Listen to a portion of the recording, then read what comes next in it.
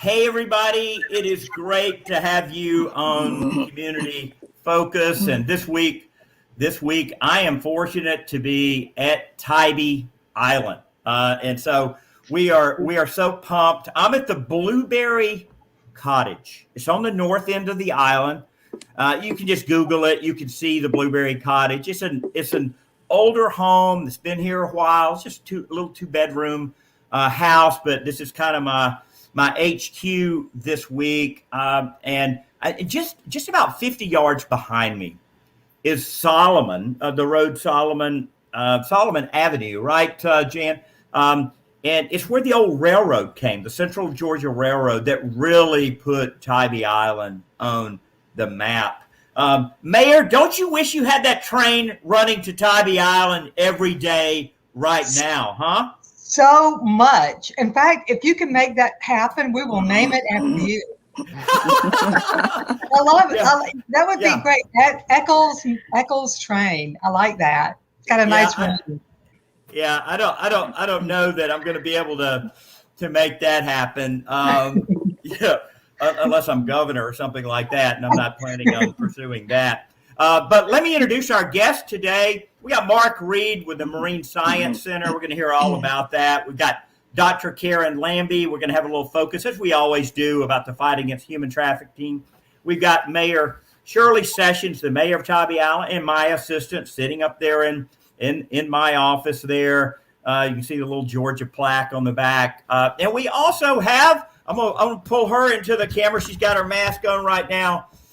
We've got Jan here, and Jan is going to talk about the history of this end of the island in particular. So I'm going to kick it off with the mayor. And Mayor, I know y'all have a council meeting tonight, and I'm going to be there. I think you're honoring Jan with her service, and we're going to get her on in just a second. Tell us about what's going on Tybee these days, and I know everybody in Georgia should come here because this is just such an important part of our history, but it also is a really fun, cool place with a beach.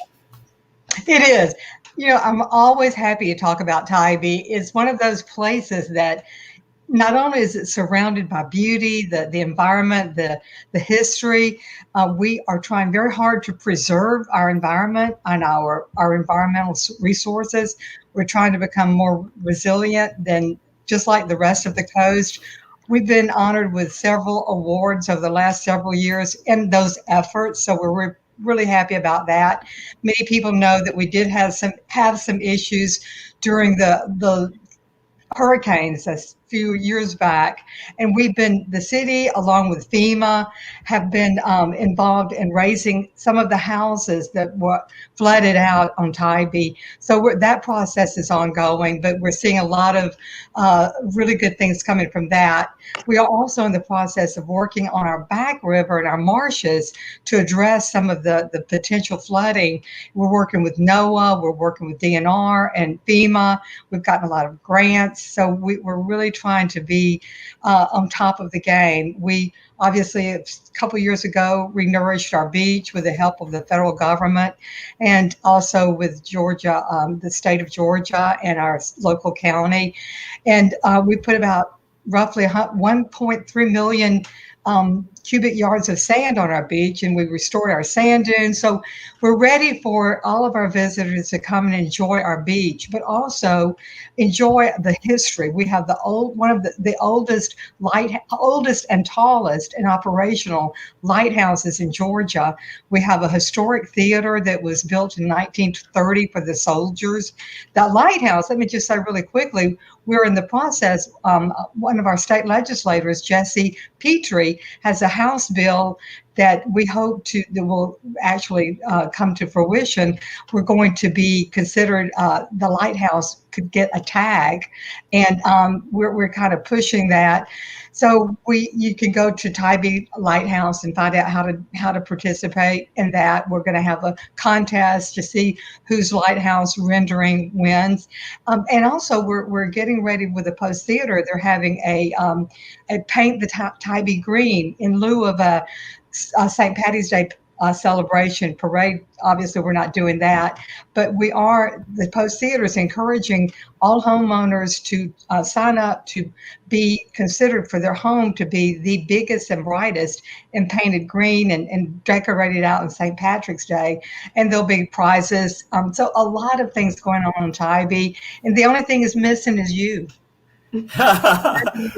Well, normally I'm doing community focus from my office at the Capitol, but I mean, it would have been wrong for me not to come to Tybee Island and do this live from Blueberry Cottage at 14 Bright Street. So, Mayor, have a great day today. I'll see you. I'll see you tonight at the City Council meeting. Yes. And can I just say really quickly, thanks to Faith. She's been fabulous in getting us all coordinated and patient. So thank you, Faith. Thank Appreciate you. it. You've been a pleasure to work with. See you later. Bye, y'all. All right, Mayor. See ya. Hey, well, we got Mark Reed here with us. Mark, you are working closely with the Marine Science Center, and it used to be kind of there on the Strand at kind of the south end of the island, but you guys have you've been around for a while, but you've raised this money, you've built this incredible facility, and it's really been my privilege to try to help you guys raise additional money for a solar pavilion out there. Tell us about your new building and why you're excited about it.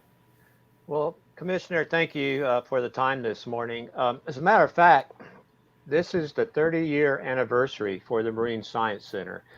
And as it had some very humble starts, and there was a building provided by the city down by the pier that most people have seen that have been to the pier. And then the city of Tybee built this new building for us on the north side of the island. And it's on the north side. It's right on the, you can see the Savannah River, and then across you can see Defusky Island and Hilton Head. So it's a beautiful view from the building. It's 5,800 square feet of conditioned space. And then we have an undercroft that's unconditioned, which is about that much more space. So we're really excited. Last Thursday was our first day that we had the doors open. We have a phase opening going on through the course of the year because of the pandemic. The gift shop is now open, and people can walk through the facility and see the spectacular views and see what we got coming. The playground for the children just got finished a couple days ago.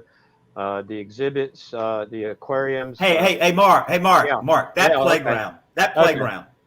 playground with a pirate ship. I mean, I've got 7 children, and one of the things that I did every Saturday morning was I let my wife sleep in.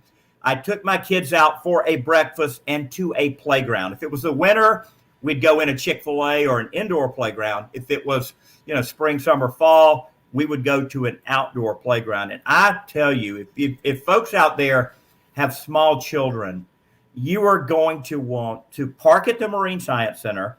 They got a little parking lot there, and take your kids to this playground because it is the coolest playground with the pirate ship. And then, Mark, Lord willing, we get that solar pavilion built, right? The parents can sit under that. They're right there with their kids. I mean, how cool is that going to be?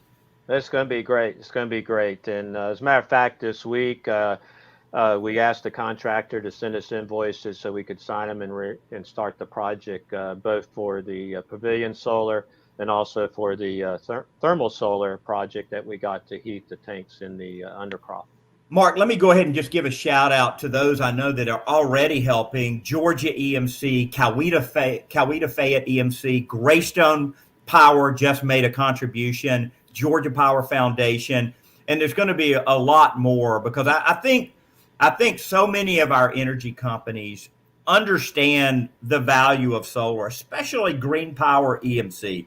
And they work with our cooperatives all over the state. And we are blessed to have the kind of EMCs that we have. So I really see these guys stepping up, and I'm so excited about that.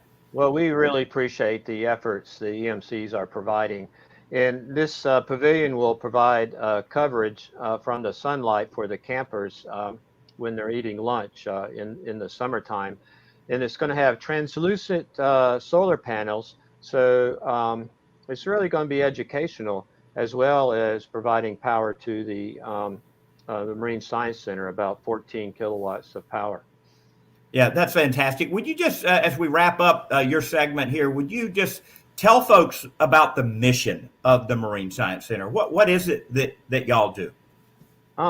What we do is we educate the public on the environment, on marine life, and try to bring the outside in.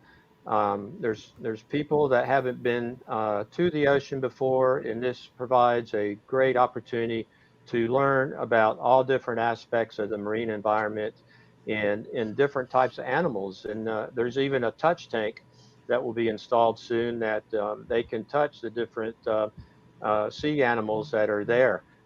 We also provide a mechanism to treat injured animals, whether they're birds or marine life, and we try to help with rescuing those injured animals and then bring them back to the environment that they're living in.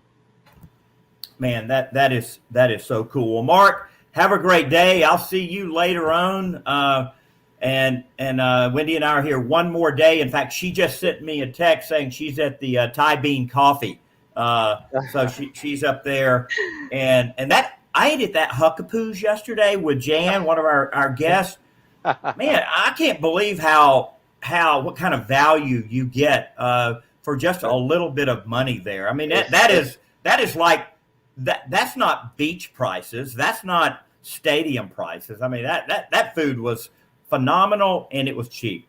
That's great. That's great. And one more blurb, if I could mention, we have our campaign website that we're still raising funds for the exhibits, and it's bringingtheoutsidin.org, or you could do the Tybee Marine Science Center.org. Either one of those. Thank you very much. Yeah, great. Thanks, Mark. Great. We'll see you later on. Okay. Mark. All right. Hey, Faith, I've got with me in the Blueberry Cottage, I've got Jan Will, who owns the Blueberry Cottage, and I'm going to put my mask on. She's going to take hers off, and she gave me a walking tour yesterday of the historic district. And I think a lot of folks don't know that there was a military fort on this island. Mm-hmm. And I've got a son in the Coast Guard. I've got a daughter in the Justice Department. I mean, I'm a big supporter of our armed services, and this fort was here, and she knows everything about it. She lives just on this street. I'm in her Blueberry Cottage, so I'm going to have her share for a minute about some of the cool things about this area, because if you like history like I do, when you come to Tybee, you're going to want to tour this area. You're going to want to see this lighthouse. You're going to want to just walk around this northern part of the island. Just has so much Georgia history. So I'm going to slip my mask on. She's going to take hers off and meet Jan Will, the owner of the Blueberry Cottage, and more important, a great historian here. Awesome. Hi, Jan. Hey, how are you? I'm doing great. How are you? Doing well.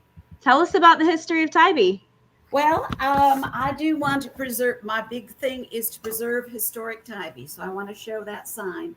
We are trying very hard on the Historic Preservation Commission to save our historic buildings and our space. Tybee is filled with history. And we're right on the border of Fort Screven. It was established in 1897.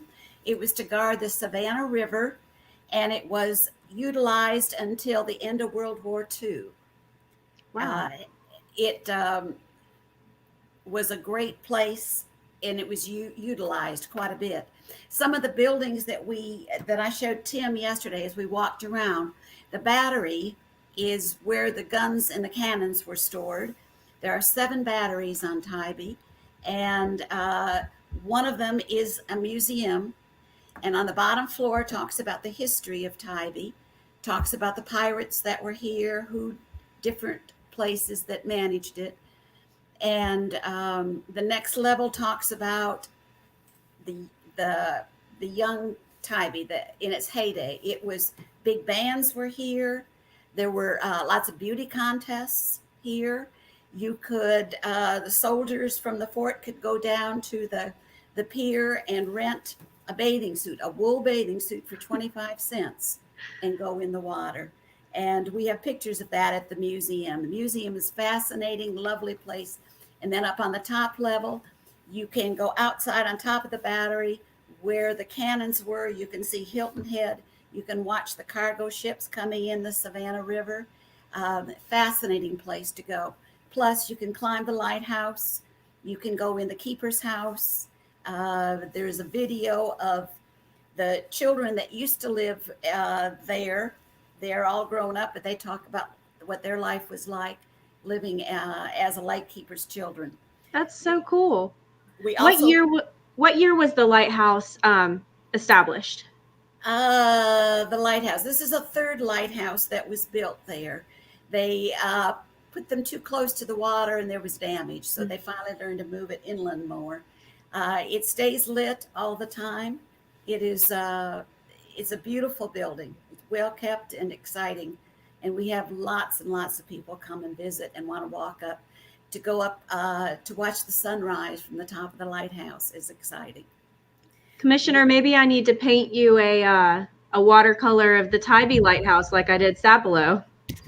I think that's a great idea. I don't know about sharing bathing suits with people. I know. Or wool bathing suits, right? That sounds terrible.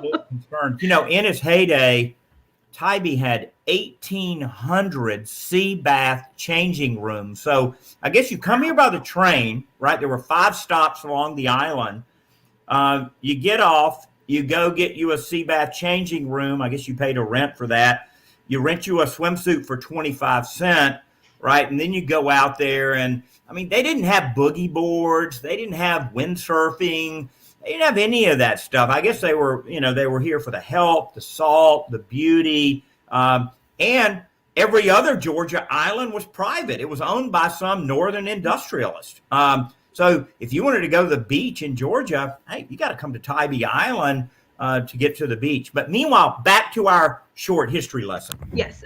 All right. We also walked to the Tybee Post Theater. It has been restored. It's a beautiful old building. It was one of the first movie theaters built for the soldiers to help entertain the soldiers and their families. And it was also one of the first talkie movies theater. But the officers would sit in the last 2 rows, and then the other soldiers and their families would sit up front. It is beautiful. They are starting again slowly. They're going to show some movies now because of COVID. They're going to show some award-winning movies with limited attendance, of course. But we used to have lots of live entertainment, and it was an exciting place to go. We had wine galas over there and oyster roasts at the theater. Lively place, great place to go. Also went to Officers Row. This was built for the ranking officers. And in front of there, they had parade grounds. They had a gazebo for the band to play. They had a view of the ocean. The Officers Row was and is a beautiful place to drive by. General George Marshall used to ride his horse down there, and he was instrumental in planting the live oaks and the crepe myrtles that are still there today. Interesting. What about, can you tell us about your zinnia flower that you... All right, glad you There we go. This is Tybee City flower. It is, I got council, the previous mayor went ahead and agreed to it, and it's now the official Tybee flower.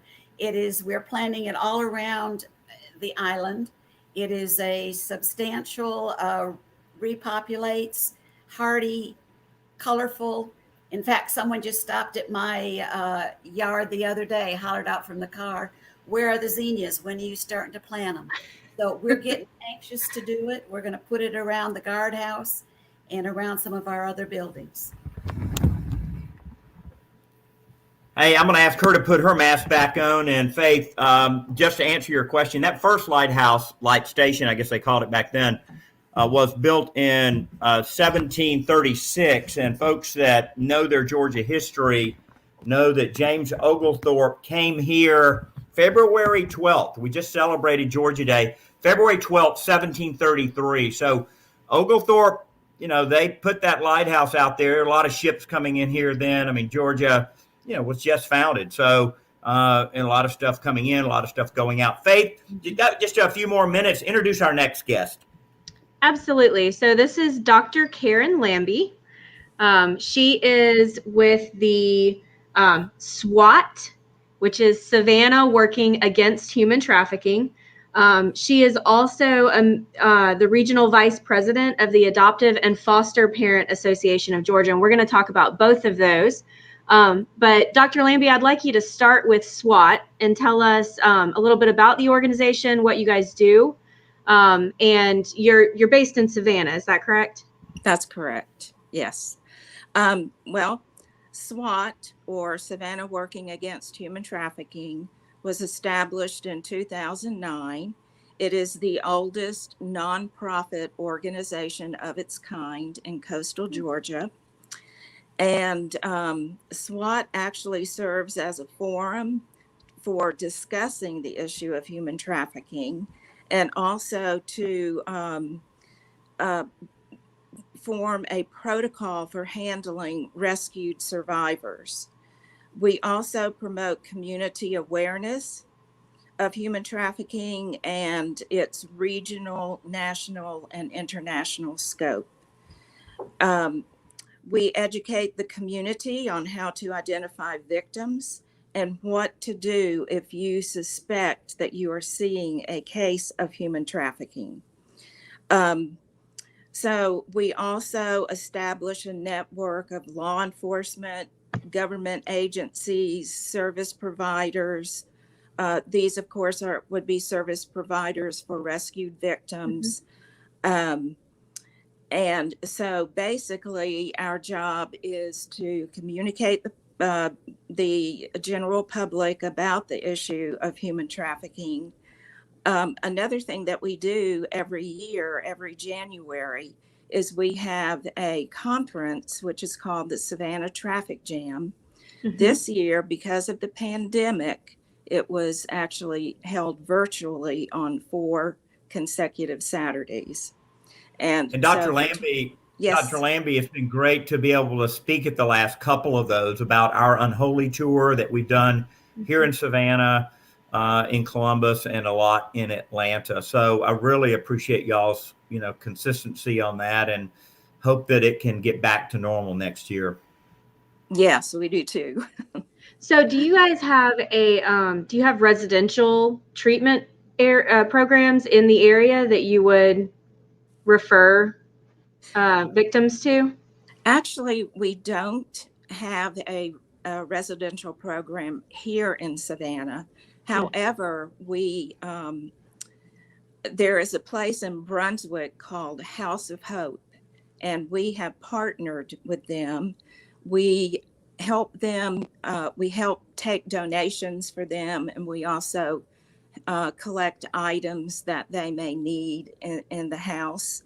It has been up and running, I think, probably now for close to 2 years. So it's fairly new. Mm-hmm.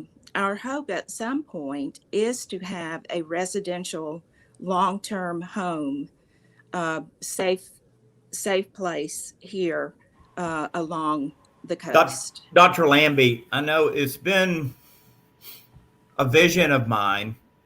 I haven't gotten very far with it because I've just run into a lot of brick walls, but it has been a vision of mine to have a safe house treatment facility, long-term care on a barrier, Georgia island that doesn't have a bridge to it, where Oh, wow. these girls could be there with security, with safety, with counseling, with job training, with school, but out there, enjoying God's creation and in a place that it would be very difficult for a trafficker to get to. And I've run into roadblocks. I've talked with our DNR commissioner. He's interested, and if we could find the right situation, I believe we could raise the money for it. I mean, it would cost, probably $10 million to do it. But Faith and I have been working on, and fighting human trafficking for years, and we know that the interest is there. So, Dr. Lambie, why don't we just wrap up your segment here? Tell us how folks can find out more about your organization and where they can get in touch. Yes, you can visit our website at swat.org, and that is SWAHT, which of course stands for Savannah Working Against Human Trafficking. There's a lot of information on that site. You can apply for a speaker to come and talk to any group. We're also looking for new members. So that would be a good place for people to go, swat.org, to find out more about our organization and what you can do to help.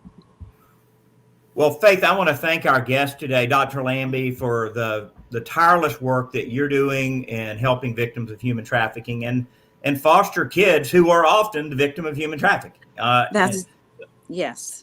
So we just need more foster parents. Just a shout out to my colleague, Chuck Eaton. He and his wife fostered African-American infants and eventually adopted one of those infants, Lily. And he lives in Buckhead.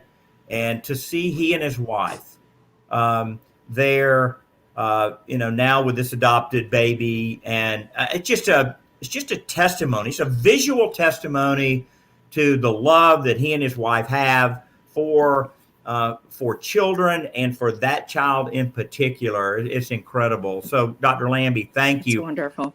Mark Reed, wow, what great work you guys are doing at educating our children, from around this coastal region who make their way here. Kids that, frankly, come here from the streets of Savannah that even though they live close by, 17 miles away, they've never been to the beach. Well, thank you, Commissioner, and we're hoping to educate them on solar and be more sustainable citizens as well. And you guys say bye to Jan Will, and Jan is, if you come here, I'm telling you, you ought to get her to do a history tour for you. And you got to stay in the Blueberry Cottage. This thing, go online and look at this. It's on Airbnb. It is the coolest little bungalow that you've ever been in. So Tybee Island's a treasure. Thank you to the mayor for being on with us today, to Sean Gillen, the city manager, for meeting with me yesterday. I'm going to be back down here in the fall doing an energy town hall. Haven't he told you that, Mark? Sean is very interested in having me come back and meet with residents, maybe in the theater. We'll see how that goes, if we can pull that off. So, hey, everybody, I've got to get to my energy job. We have committee starting in 2 minutes. And Faith, where are we going next week? So next week we will be in Peachtree City, back here in the metro area. And then after that, we'll go to Waynesboro and then Brookhaven and then Tucker. So that's the next month's worth of community focus. Well, great. Well, join us back here next week, 9 o'clock on Community Focus. Thanks a lot for being a part, everybody. See you later. Bye. Thank you.